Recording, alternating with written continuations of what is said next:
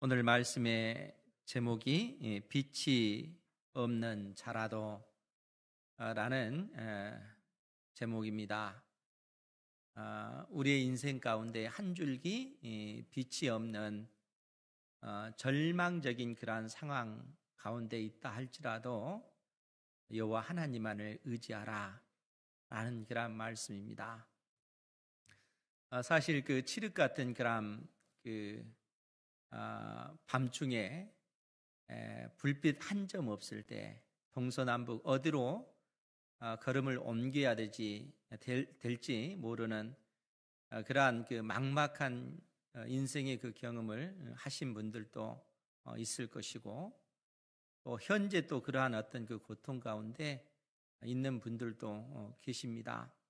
그러나 하나님께서는 그러한 어떤 인생의 절망적인 그러한 상황 속에서 너의 지혜를 또 너의 능력을 주변에 보이는 그러한 어떤 것들을 의지하지 말고 그 상황 속에서 하나님을 바라보고 하나님을 의지하고 하나님께 기도하라 라고 말씀하고 계십니다. 그러한 삶을 살아가는 여러분들 되시기 바랍니다. 우리가 룻기를 보면 룻기에 등장하는 나오미의 어떤 그 인생을 보면 정말 상상할 수 없는 그런 절망적인 상황 가운데 빠져 있음을 우리가 알 수가 있습니다.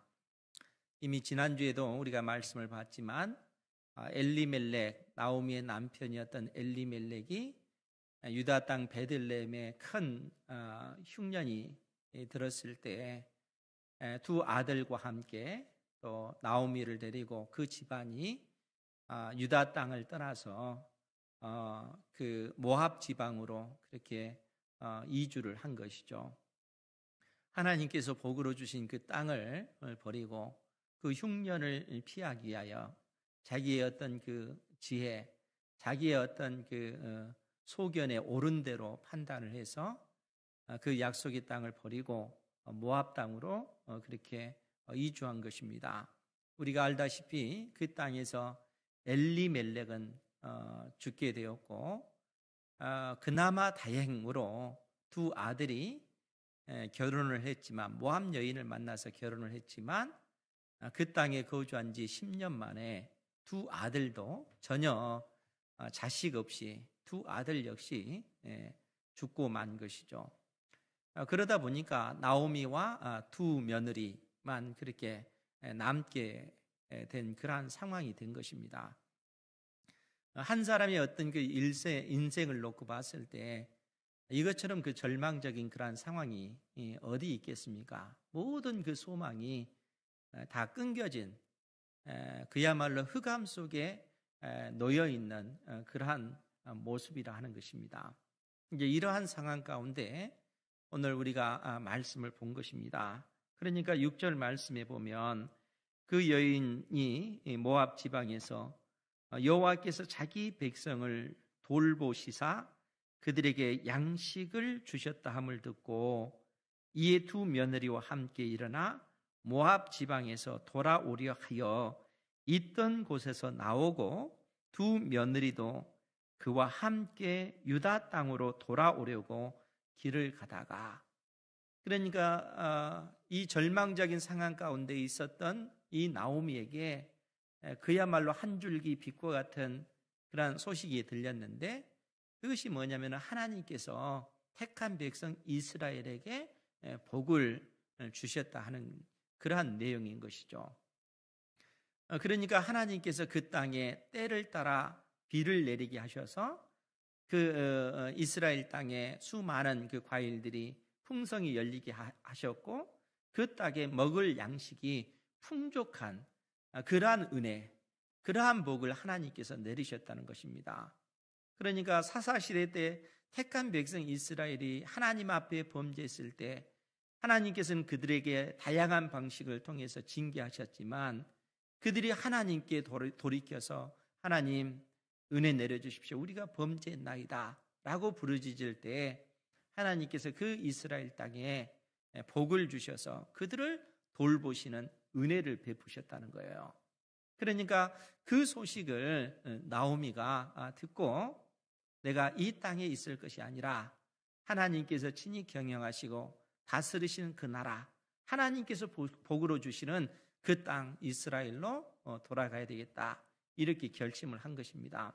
그리고 이 나오미가 두 며느리와 함께 이스라엘 땅으로 가기 위하여 길을 가는 도중에 나오미가 한 생각이 든 거예요. 어떤 생각이겠습니까? 자기는 고향 땅으로 돌아가지만 두 며느리의 어떤 그 앞날을 생각하게 된 것입니다. 이 두 며느리는 이스라엘 사람이 아니고 모압 여인이라는 거예요. 모압이 그들의 그 고향인 것입니다. 그러니까 나오미가 생각하기에 이 두 며느리가 이 이스라엘 땅으로 돌아갔을 때 그들은 철저하게 그 땅에서는 이방인이잖아요. 그러다 보니까 이 며느리들이 당할 그 어려움을 생각하니까 이 며느리를 데리고 가서는 안 되겠다 하는 그 생각이 드는 것입니다. 그래서 길을 가는 그 도중에 나오미가 두 며느리에게 그 얘기를 하는 겁니다.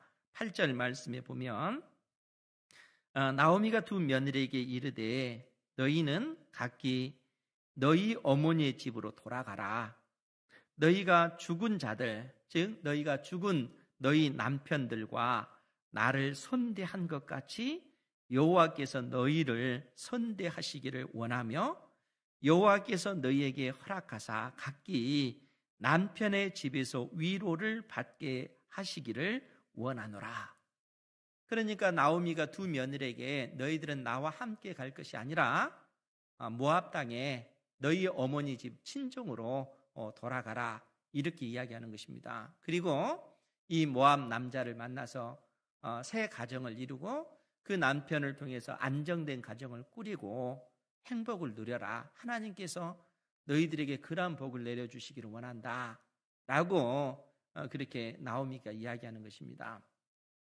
그러니까 두 며느리를 데리고 이스라엘 땅으로 가는 것이 아니라 두 며느리에게 이제는 친정으로 돌아가서 친정 집으로 돌아간 다음에 나중에 좋은 남자 만나서 새 가정을 재혼해서 새 가정을 꾸려라. 하나님께서 너희들에게 그러한 은혜를 내려주기를 원한다 라고 이야기하는 겁니다. 이것이 이제 나오미의 그 마음인 것이죠. 그러할 때 이 두 며느리가 나오미에게 그렇게 이야기를 합니다. 10절 말씀인데 나오미에게 이르되, 그 며느리들이 하는 얘기예요. 아니니이다. 우리는 어머니와 함께 어머니의 백성에게로 돌아가겠나이다. 그러니까 이 두 며느리가 얼마나 괜찮은 며느리인가 하는 사실을 우리가 알 수가 있겠죠.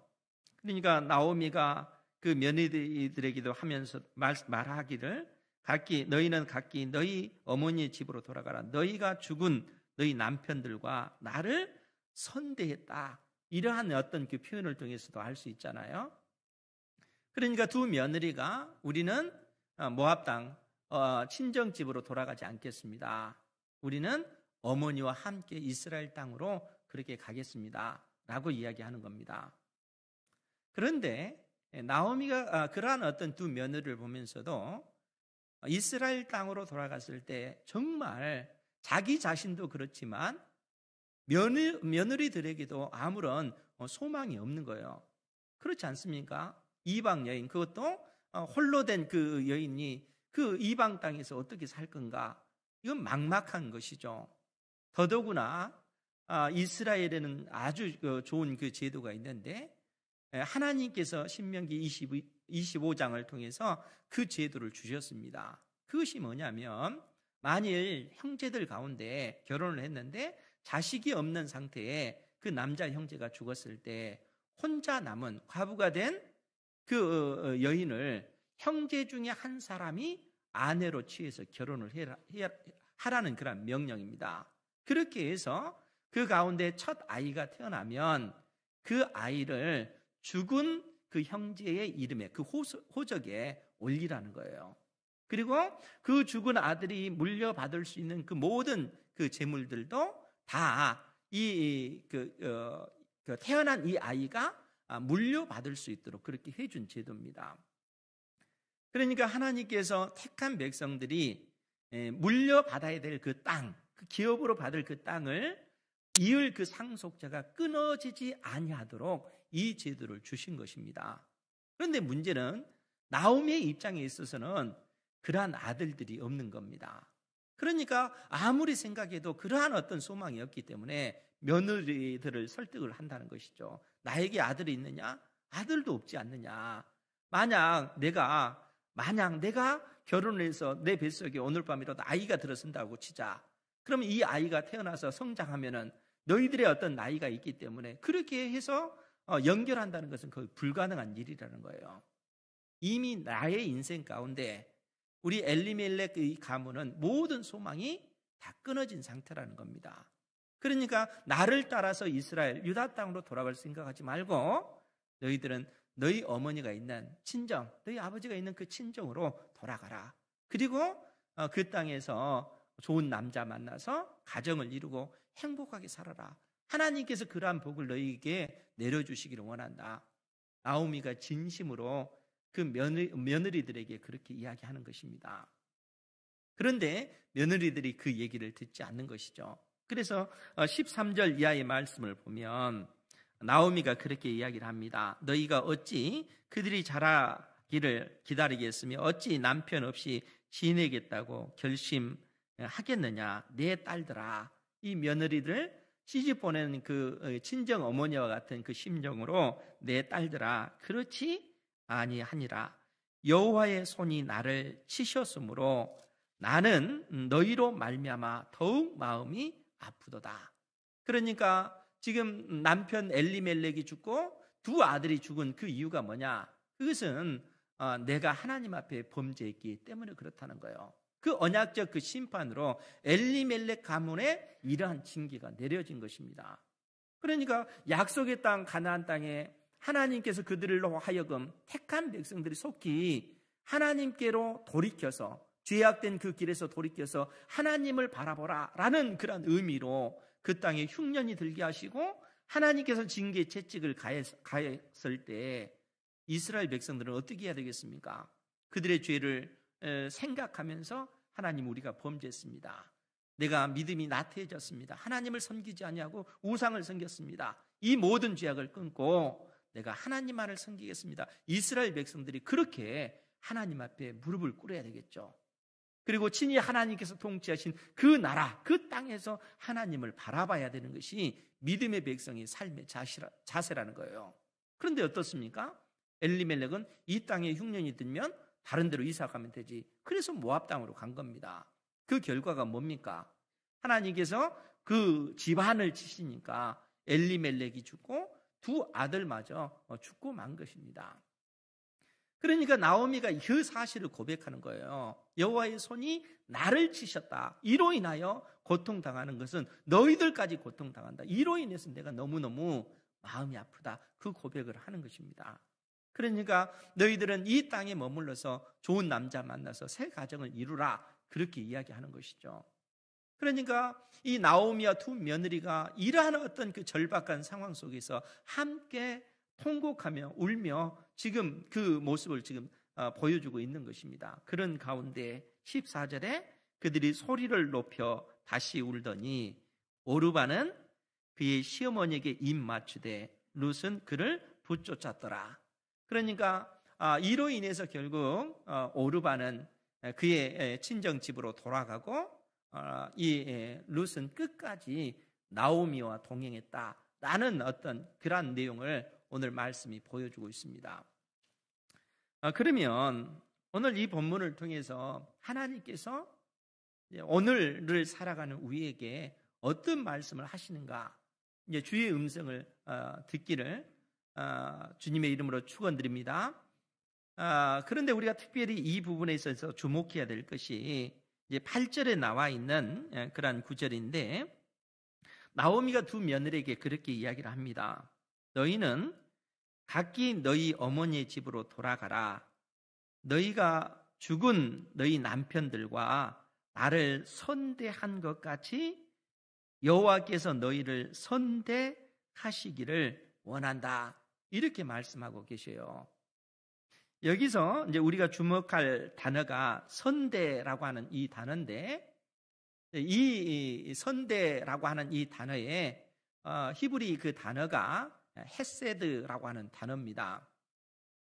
이 헤세드라고 하는 이 단어를 우리가 좀 깊이 생각을 해야 되는데, 그 단어의 그 의미가 마치 동전의 그 양면과 같습니다. 이 헤세드라고 하는 이 단어를 룻기에서 이 3번이 등장을 하는데, 오늘 이 8절에서 이 선대라고 하는 이 단어가 나오고, 또 2장 20절에 보면, 2장 20절에 제가 한번 읽어드릴게요. 나오미가 자기 며느리에게 이르되, 그가, 여기서 그는 이 보아스를 얘기하는 거예요. 보아스가 여호와로부터 복 받기를 원하노라. 이 보아스가 살아있는 자와 죽은 자에게 은혜 베풀기를 그치지 아니하였도다. 그러니까 이 보아스라고 하는 사람에 대한 어떤 인품이 여기서 드러나는데, 나오미가 이 룻에게 이야기하기를, 이 보아스라고 하는 사람이 우리에게 큰 은혜를 베풀었는데 그가 살아있는 자와 죽은 자들에게까지 은혜를 베풀었다. 죽은 너희 남편에게도 은혜를 베푼 자다라는 그러한 의미죠. 이때 은혜라고 하는 이 단어가 나오는데, 이 은혜의 그 히브리 말이 헤세드입니다. 그러니까 이 헤세드라고 하는 이 단어가 문장에 따라서는 선대 또 은혜라고 하는 이러한 표현으로 묘사가 되어 있고, 3장 10절에도 또 그 표현이 되어 있는데, 거기서도 제가 한번 읽어볼게요. 룻기 3장 10절. 그가 이르되 내 딸아, 여호와께서 내게 복 주시기를 원하노라. 내가 가난하건 부하건 젊은 자를 따르지 아니하였으니 내가 베푼 인애가 처음보다 나중이 더하도다. 보아스가 룻에게 하는 얘기입니다. 그런데 여기서 내가 베푼 인애, 이 인애라고 하는 것은 선한 그 마음, 선한 사랑으로 대하는 그 마음을 인애다라고 이렇게 표현하는데, 이 헤세드라고 하는 이 단어가 여기서는 인애라는 말로 표현이 되어져 있습니다. 그러니까 우리가 룻기만 보더라도 이 헤세드라고 하는 이 단어가 선대 또 은혜, 인애 이러한 단어로 표현이 됐는데, 그 중심 의미가 뭔가라고 했을 때는 우리가 요한복음 1장 14절에 나와 있는 은혜와 진리라고 하는 이 단어입니다. 그것이 헤세드라고 하는 거예요. 그래서 동전의 한 면에 은혜라고 하는 그 글귀가 새겨져 있다면, 또 다른 어떤 그 동전의 면에는 진리라고 하는 이 단어가 새겨져 있는 거예요. 그래서 헤세드라고 하는 것은 그야말로 은혜와 진리를 의미합니다. 그러면은 이것이 어떤 의미를 가지고 있는가라고 했을 때, 이 말씀은 철저하게 언약 관계 속에서 이 의미가 해석이 되어질 수가 있어요. 즉, 하나님과 이스라엘 백성 사이에 언약을 맺고 하나님께서 선언하시기를 나는 너희의 하나님이다. 그리고 너희는 내 백성이다. 언약이 공식적으로 이렇게 체결이 된 거예요. 그런데 언약을 맺은 두 당사자, 여러분들이 그 집을 계약을 할 때도 계약을 딱 쓰면 계약을 맺은 두 당사자가 서로가 서로를 향해서 신실해야 되죠. 끝까지 그 계약을 지켜나가야 되겠죠. 그 신실함이 진리라고 하는 그 단어입니다. 그리고 하나님과 이스라엘 사이에 어떤 그 신실함이 끊임없이 있어야 돼요. 하나님께서 이스라엘 백성들에게 약속하셨잖아요. 너희들이 나와 맺은 언약을 지키면 나가도 복을 받고 들어가도 복을 받을 것이다 라는 이러한 그 복에 대한 그 약속을 하나님께서는 끝까지 신실하게 지키셔야 되는 거예요. 그리고 하나님께서 생명을 거시고 내가 반드시 너희들을 내 백성, 내 자녀 삼겠다 라고 약속해 주셨기 때문에, 신실하신 하나님은 끝까지 우리를 하나님의 자녀로 만들어 가시는 거예요. 범죄한다 할지라도, 우리가 하나님 앞에 범죄한다 할지라도 하나님께서는 그러한 택한 우리를 끝까지 붙잡고 우리를 돌이켜서 하나님을 바라볼 수 있도록 은혜를 베푸시는 분이시라는 거예요. 그것이 하나님의 신실함입니다. 우리가 그 은혜로 소망을 가질 수가 있게 된 것이죠. 동시에 하나님의 백성은 어떻게 해야 되겠어요? 하나님의 자녀들도 끝까지 하나님을 향해서 신실해야 되는 거예요. 그것이 믿음입니다. 믿음. 여러분, 믿음이라고 하는 것은 내가 하나님에 대해서 아는 거, 이게 믿음이 아니에요. 하나님을 아는 그 지식에 우리가 끝까지 신실하는 거, 충성하는 거예요. 내가 자녀로서 자녀답게 하나님의 약속의 말씀을 붙잡고 믿음의 그 삶을 살아가는 것, 이러한 신실함이 택한 자녀들에게 요구되어진다는 거예요. 그 표현이 진리라는 그런 단어입니다.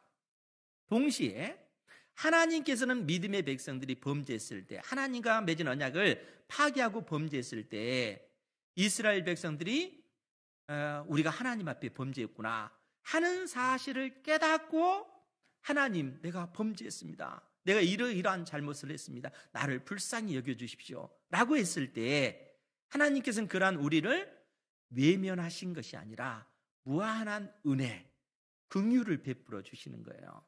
그것이 인애라는 단어입니다.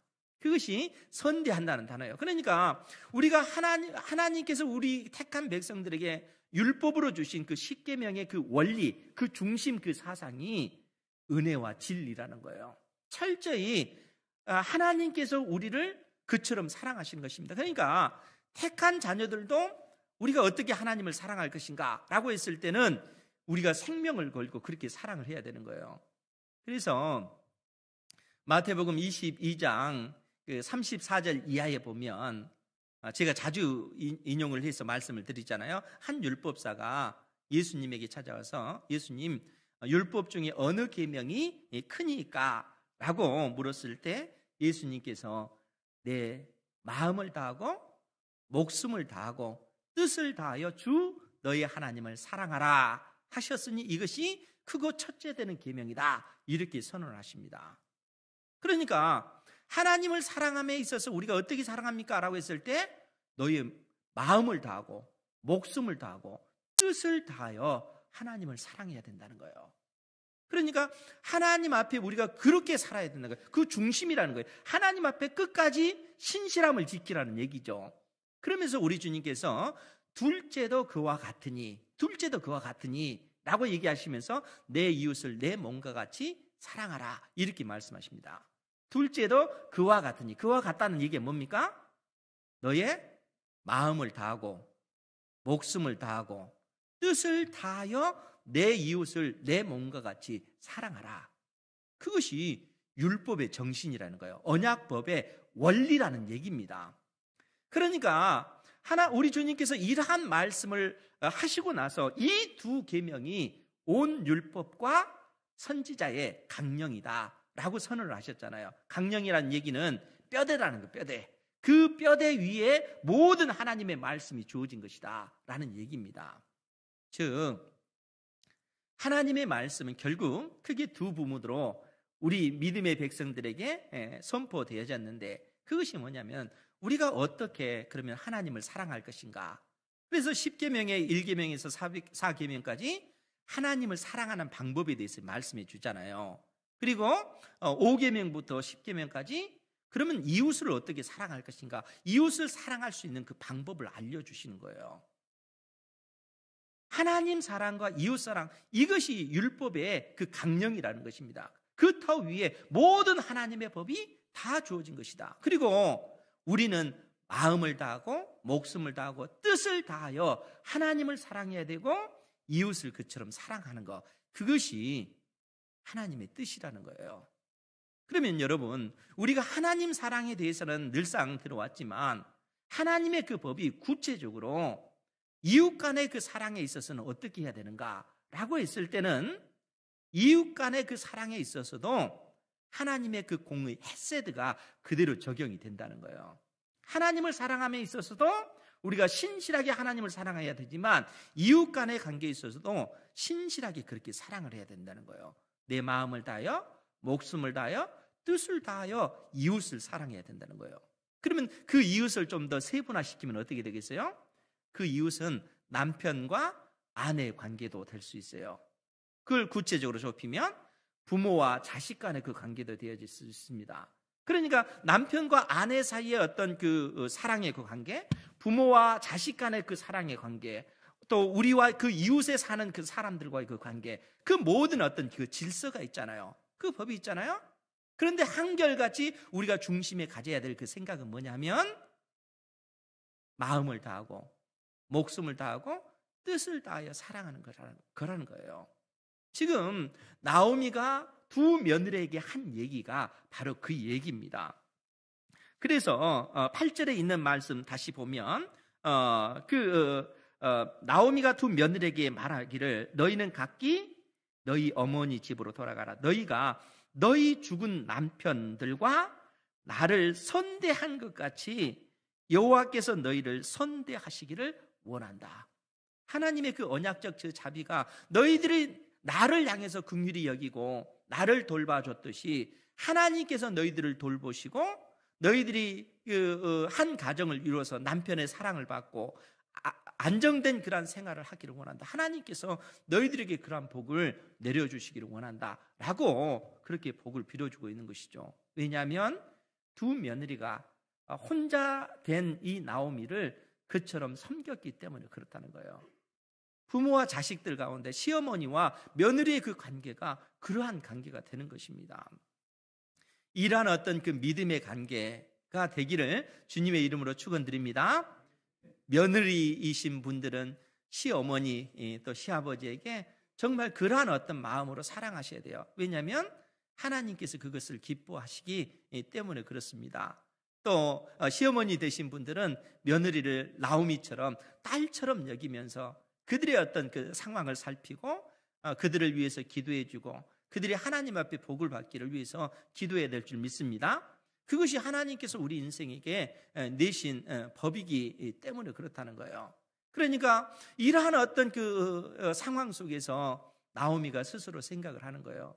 지금 자기가 당한 이 환난은 하나님의 손이 자기를 치셨기 때문에 그렇다는 거예요. 그런데 여러분 놀랍게도 이러한 어떤 그 절망적인 상황이잖아요. 모든 소망이 끊겨진 그러한 상황이잖아요. 나오미의 입장에 있어 보면은 그야말로 흑암 속에 있는 그러한 상황이라는 거예요. 이런 상황 속에서 하나님을 원망하고 하나님을 멀리 떠나는 그 길을 나오미가 선택한 것이 아니라 그처럼 하나님 앞에 그 영혼의 그 어떤 그 고통을 당한 그러한 어떤 채찍을 맞았음에도 불구하고 그러한 징계를 받았음에도 불구하고 나오미가 선택하는 것이 뭡니까? 하나님을 바라보는 거예요. 그 흑암 속에서 그래도 소망을 하나님께 두고 하나님께서 그의 백성 이스라엘에게 복을 내리셨다는 것을 듣고 하나님께로 나아가고 있는 그 모습을 보여주고 있다는 거예요.